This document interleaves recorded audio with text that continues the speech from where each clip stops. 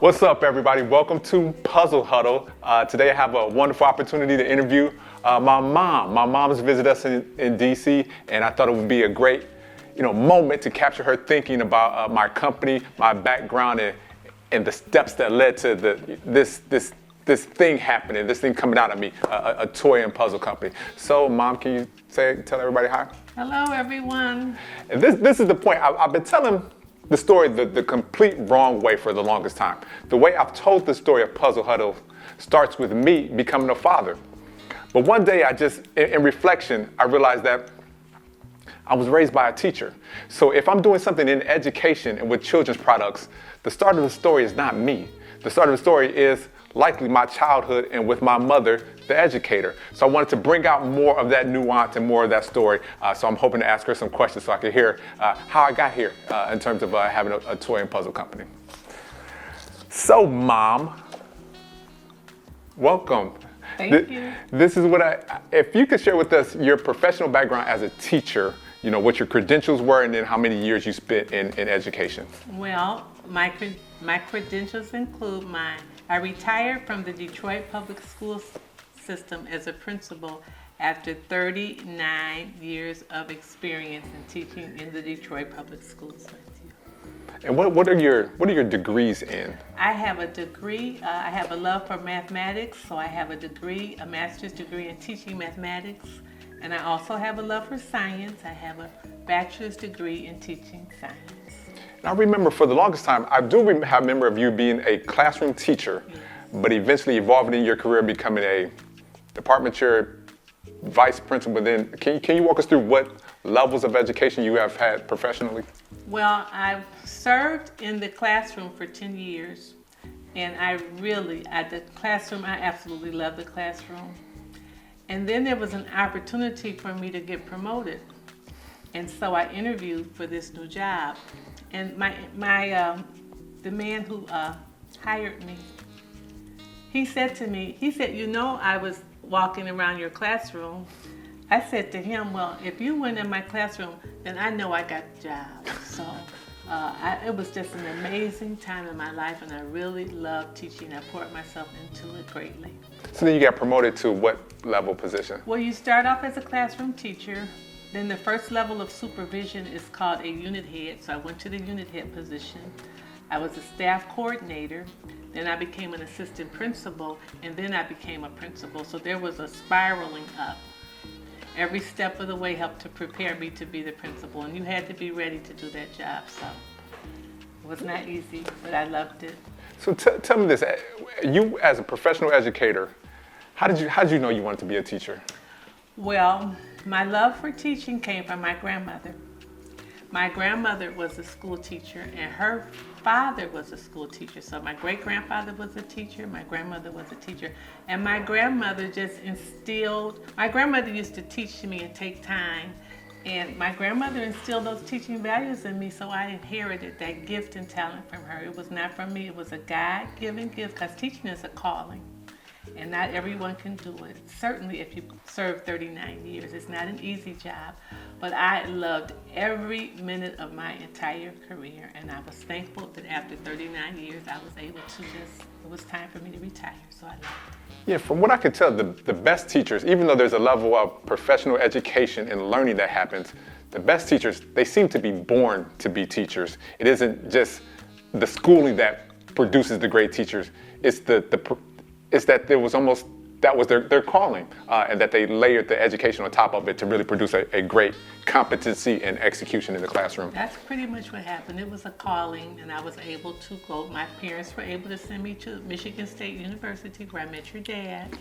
And of course, it was a calling, and I was able to walk in it. And then I got the promotions because when you walk in your calling and God is blessing you and He's with you, the transition and the steps, everything just fell into place, and I'm just thankful. Well, tell me this, Mom. How do you think being a teacher influenced how you parented or how you showed up as a parent? Well, I had a love for children, and I wanted a big family. It was almost like I was the only child. I had two brothers, but I was the only girl, so I really felt like I was the only child. So I always wanted a big family. So that led to me being a teacher and then having the 4 children. I have 4 children. And so everything just began to click. Having the 4 children, loving to work with children, being an educator, everything came together for me. Those are all like in the same vein. Do you remember at all any specific things that you did to help create a learning atmosphere for us at home?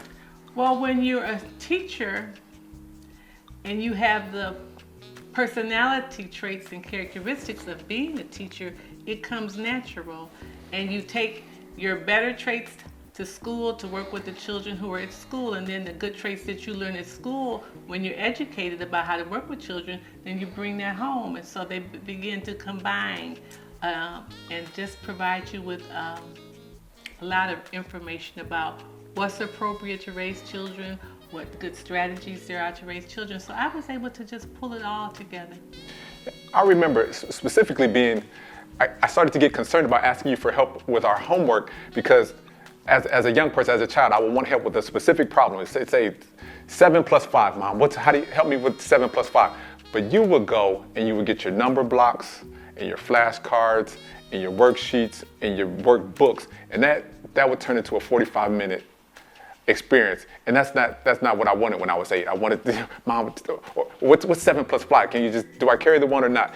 But a lot of enthusiasm and encouragement and unpackaging the learning and making it a structured experience and not just the simple solution of, how do you solve this problem, but what is the foundation and the concept that informs the solution. So there was a lot of that. I didn't appreciate it in the moment, but I guess over time I can see how the foundational concepts were certainly more helpful than solving the specific problem.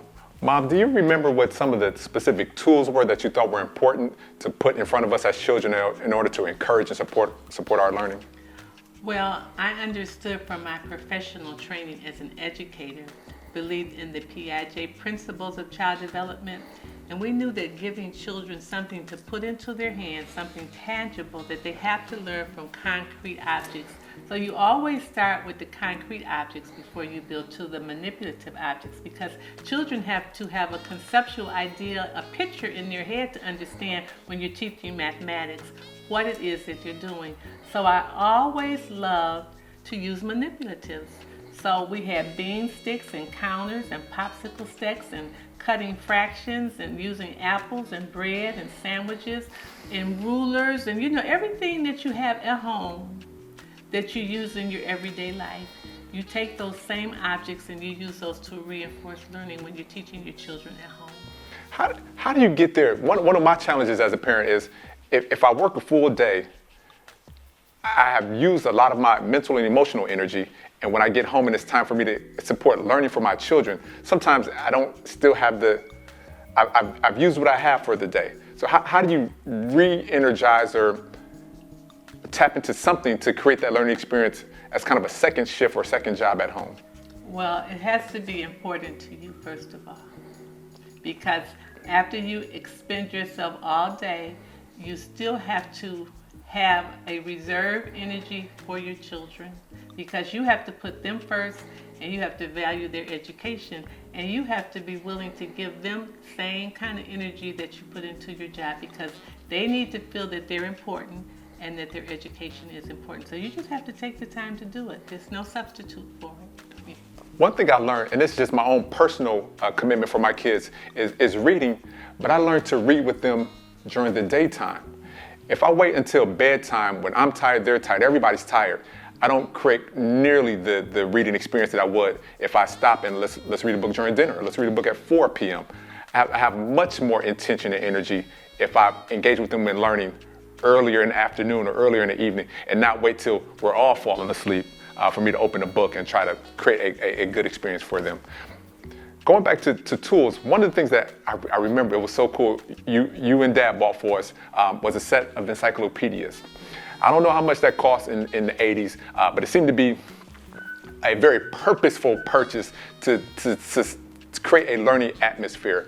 Other than those encyclopedias, like what was the intention there? Was it Was it driven towards learning, or what was the thinking behind buying that set of encyclopedias? Well, you don't buy encyclopedias for children until they're about 12 or 13 years old, so that they have resources at home. So when it's back in that day, we didn't have these computers and technology. So if you needed to look up something, you had to go to the library, put your hands on the book, turn the pages, and look things up and read them. So it was just a tool that we had for our convenience at home, because I had the 4 children.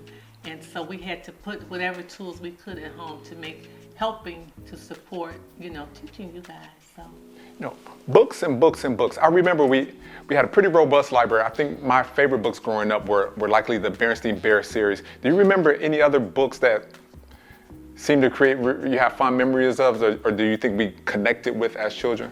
Well, each one of you had your favorite series. Mitch started with Mercer Meyer because he was reading at 3, and you could read those Mercer Meyer books when you were 3. He later finished with the Chronicles of Narnia. And you and Mia, your favorites were the Berenstain Bear books, because there was a brother and a sister bear, and we had the boys and the girls at home. And many of the stories in that Berenstain Bear series reminded you of what was our home life was. So you all really enjoyed that. Plus, I enjoyed sharing with you the Dr. Seuss books. I know they're outdated now, but back then they were rhyming. And then you select the ones that you want. So we had Dr. Seuss books. There were lots of other books because we had a real a library. Because between the 4 children, I had different levels, different stages, and different books for each one of you. Can you talk to me, in addition to books, as a parallel learning concept, many homes and families will introduce some crafts to their family. Now, I don't know many brothers that are into crafts, but I have an interesting background that lends itself to, I have an interest in passion around crafts. Can you talk about crafting around our house? Well, your dad used to always tell me I was the queen of make a mess, and I love to cut, paste, and glue with you. So if there was something we could do, we were cutting out fractions. I'm going to go back and tell you in just a minute, but there were so many things that having 4 children and needing to keep you guys actively involved in the learning, I had a love for doing crafts. I think my love for crafts still began with me being a seamstress, because my grandmother, again, was a seamstress, and she poured that into me, and I love to cut, paste, and glue. So after you all were born, I began to, I used to sew with you. You all used to sew. We would, my favorite holiday with you was every year for Christmas, you made a candy house. Yeah. And I have pictures of all of those years of making candy houses. One of your favorite things to do when you were little, I would get you some construction paper, and you would make these chains and decorate your bedroom. And I would come into the room and you'd have paper chains. You'd decorate the whole room with paper chains. And I can remember there was never a New Year's that you wouldn't take that construction paper and cut it up, and you would always have all this confetti, this handmade confetti that you made for us to celebrate New Year. So we just did a lot of things at home with arts and crafts. And then I did put you in art class too when you were a little bit older, and you all seemed to have a real love for that art class. Yeah, talk about queen of making a mess. I think you were also the queen of co-curricular, extracurricular lessons. There was barely a weekend ever across my entire adolescent life that we weren't at some YMCA or recreation center taking a class, whether it be art, drawing, swimming, pottery, and I'm sure there's different forms of clay, but you were really intentional about making sure that we had classes on the weekend. What led to that? Well, there were 2 things that led to that. First of all, based on the community that we live in Detroit, the Rosedale Park community, we have a very strong community organization, and they offered art classes for you in our community. They had Saturday art class, they had drawing for you. Also, we went to the community college, where they had art classes for children on Saturday. So I was able to plug you all into both of those art classes. Yeah, I remember doing some mosaics and some tile work and some, where you pour plaster into a mold, just lots of different things to help put our hands in and support learning through manipulation and to stretch our creativity. So some years later, I find myself that I have a toy and a puzzle company. Is that surprising, or is there a linkage of things that might have led to this as a... Well, you always had I had a love for cut, paste, and glue, and so did you, okay? So therefore, when I introduced you to scissors, paper, tape, candy houses, Christmas decorations, New Year's decorations, you always took to it. And I didn't have to lead you. You would take the initiative to go on far beyond. I would introduce a concept to you. Okay, here's how we make a paper chain. And then I come in your room and the whole room is full of paper chains. Here's how we put popcorn on a string to decorate the Christmas tree. And then I come back and you got popcorn on the string all over the place. So some of it was just your inner, you were driven, and I guess you enjoyed doing the art. Even when you took pottery class and you just a ton. Here we went, those lines. You just had a ton of pottery. We couldn't stop you once you learned this skill. You just kept going on and on and on. So I think you must have that art gene in you, because you took what was introduced to you and you always just developed it far beyond anything I ever thought you would do. Oh, wow. Well, that's it. I wanted to walk myself mentally through how I got from childhood to this. It really connects for me, but talking to you it's helping me now articulate the steps in the process and the journey that led me to the place I am now professionally, having a toy company. So thank you, Mom, for sharing, for your memory, and for creating such a great home environment for us growing up. You have 4 children. All 4 of your children have degrees from Howard. I have 3 degrees from Howard. Mia has 2. So in total, you have 4 children with 8 college degrees. I have 4 children with 9 college degrees, and you left off something very important. We can't end this interview without talking about your dad, because it wasn't just your mom. You came from a 2-family home, and both of your parents were there, and we both poured into your life. Now, you got your love of art from my side of the family, but your dad was an outdoorsman. He took you camping. He taught you how to swim. He made sure you were on the swim team. He coached you while you were throwing that ball, pitching. Your dad was right there. So you had us. He brought his best and I brought my best. So you had the best of both of us. And so that's why you just had this wealth of resources, because we were both pouring into you the best that we could. 100%. I was going to give Dad credit for all the sports and going to the gym and the push-ups and the bench press. I was going to put those things on his resume. And I was going to put but yes, collectively. Don't leave out the archery. The archery and all the Boy Scouts and the swim team and the Boy Scout activities. Yeah. Those so are all. You had 2 parents. You had your mom and dad right there pouring into your life. So yeah, you picked up the good things from both of us. I tried to. All right. Well, thanks, Mom, for sharing with us and for participating. Well, thank you for giving me this opportunity to share my part of your story, Matthew. All right. Let's just wave goodbye.